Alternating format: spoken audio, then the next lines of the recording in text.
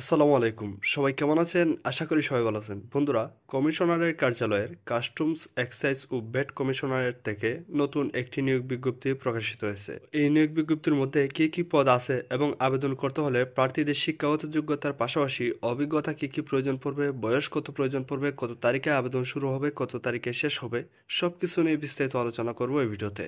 তাই প্রথম থেকে শেষ পর্যন্ত অবশ্যই ভিডিওটি দেখবেন এবং যারা যারা এখনও চ্যানেলটি সাবস্ক্রাইব করেন নাই প্লিজ চ্যানেলটি সাবস্ক্রাইব করবেন এবং পাশে থাকা বেল আইকনটি ক্লিক করে রাখবেন যাতে করে পরবর্তীতে কোনো ভিডিও আপলোড করার সাথে সাথেই পেয়ে যান নোটিফিকেশন।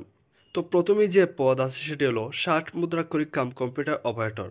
10,200 টাকা থেকে 24,680 টাকা বেতনে 2 জন লোক নিয়োগ করা হবে। আর এই পদে কোনো স্বীকৃত বিশ্ববিদ্যালয় হতে ন্যূনতম দ্বিতীয় শ্রেণী বা সমমানের সিজিপিএতে স্নাতক বা সমমানের ডিগ্রি থাকলে আবেদন করতে পারবেন।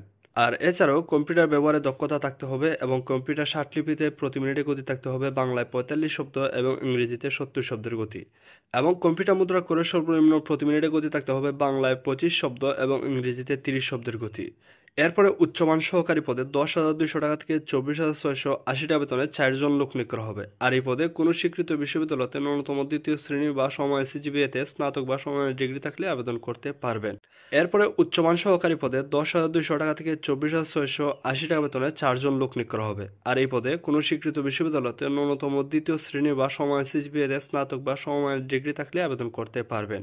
এবং এর পাশাপাশি কম্পিউটার ব্যবহারে দক্ষতা থাকতে হবে এবং ওয়ার্ড প্রসেসিং, ডাটা এন্ট্রি এবং কম্পিউটার মুদ্রা করার সর্বনিম্ন প্রতি মিনিটে গতি থাকতে হবে বাংলায় 25 শব্দ এবং ইংরেজিতে 30 শব্দের গতি। এরপরে ক্যাশিয়ার পদে 10,200 টাকা থেকে 24,680 টাকা বেতনে 4 জন লোক নিয়োগ করা হবে। আর এই পদেও কোনো স্বীকৃত বিশ্ববিদ্যালয়তে বাণিজ্য বিভাগে স্নাতক ডিগ্রি থাকলে আবেদন করতে পারবেন এবং কম্পিউটার ব্যবহারে দক্ষতা থাকতে হবে, মানে ওয়ার্ড প্রসেসিং সহ কম্পিউটার চালানোর দক্ষতা অভিজ্ঞতা থাকতে হবে। এরপরে অফিস সহকারী কাম কম্পিউটার মুদ্রাক্ষরিক পদে 9,300 টাকা থেকে 22,490 টাকা বেতনে 3 জন লোক নিয়োগ করা হবে। আর এই পদে কোনো স্বীকৃত বোর্ড হতে ন্যূনতম দ্বিতীয় বিভাগ বা সমমানের জিপিএতে উচ্চ মাধ্যমিক সার্টিফিকেট বা সমানের পরীক্ষা উত্তীর্ণ হলে আবেদন করতে পারবেন। মানে যারা আমাদের সাথে কি আলিম পাস করছেন তারাও কিন্তু আবেদন করতে পারবেন। এবং এর পাশাপাশি কম্পিউটার ব্যবহারে দক্ষতা থাকতে হবে এবং কম্পিউটার মুদ্রা করে সর্বনিম্ন প্রতি মিনিটে গতি থাকতে হবে বাংলায় 20 শব্দ এবং ইংরেজিতে 20 শব্দের গতি। এরপরে ড্রাইভার পদে 9,300 টাকা থেকে 24,490 টাকা বেতনে 2 জন লোক নিয়োগ করা হবে। আর এই পদে জুনিয়র স্কুল সার্টিফিকেট মানে অষ্টম শ্রেণীর পাশ হলে আবেদন করতে পারবেন। এবং এর পাশাপাশি হালকা গাড়ি চালনায় বৈধ লাইসেন্স থাকতে হবে এবং অভিজ্ঞতা সম্পন্ন চালকদেরকে অগ্রাধিকার দেওয়া হবে। এরপর সিপাহী পদে 9,000 টাকা থেকে 21,800 টাকা বেতনে 31 জন লোক নিয়োগ করা হবে। আর এই পদে কোনো স্বীকৃত বোর্ড হতে মাধ্যমিক স্কুল সার্টিফিকেট বা সমানের পরীক্ষা উত্তীর্ণ হলে আবেদন করতে পারবেন। মানে যারা মাদ্রাসা থেকে দাখিল পাশ করছেন তারাও কিন্তু আবেদন করতে পারবেন। কিন্তু এই পদে আবেদন করতে হলে পুরুষ প্রার্থীদের ক্ষেত্রে উচ্চতা প্রয়োজন পড়বে 5 ফুট 4 ইঞ্চি এবং মহিলা প্রার্থীদের ক্ষেত্রে 5 ফুট 2 ইঞ্চি হলে আবেদন করতে পারবেন। এবং বুকের মাপ প্রয়োজন পড়বে স্বাভাবিক অবস্থায় 30 ইঞ্চি এবং বুক ভরা শ্বাস নেওয়া অবস্থায় মানে স্ফীত অবস্থায় 32 ইঞ্চি হলে আবেদন করতে পারবেন। এরপরে 7 নম্বরে যে পদ আছে সেটি হলো ডুপ্লিকেটিং মেশিন অপারেটর। আর এই পদে 8,800 টাকা থেকে 21,310 টাকা বেতনে 2 জন লোক নিয়োগ করা হবে।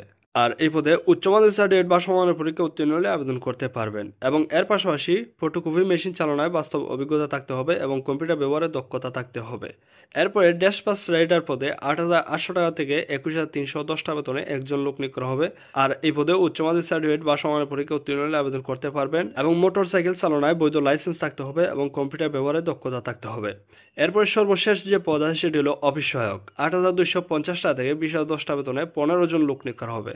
আর এই পদে মাধ্যমিক স্কুল সার্টিফিকেট বা সমানের পরীক্ষা উত্তীর্ণ হলে আবেদন করতে পারবেন। মানে যারা মাদ্রাসা থেকে দাখিল পাশ করছেন তারাও কিন্তু আবেদন করতে পারবেন। আর হ্যাঁ, এই নিয়োগ বিজ্ঞপ্তির মধ্যে নির্দিষ্ট কিছু জেলার প্রার্থীরাই কিন্তু আবেদন করতে পারবেন। আর এই জেলাগুলোর নাম হলো ঢাকা, মানিকগঞ্জ, টাঙ্গাইল ও জামালপুর জেলার প্রার্থীরা। শুধুমাত্র এই জেলার প্রার্থীগুলাই আবেদন করতে পারবেন।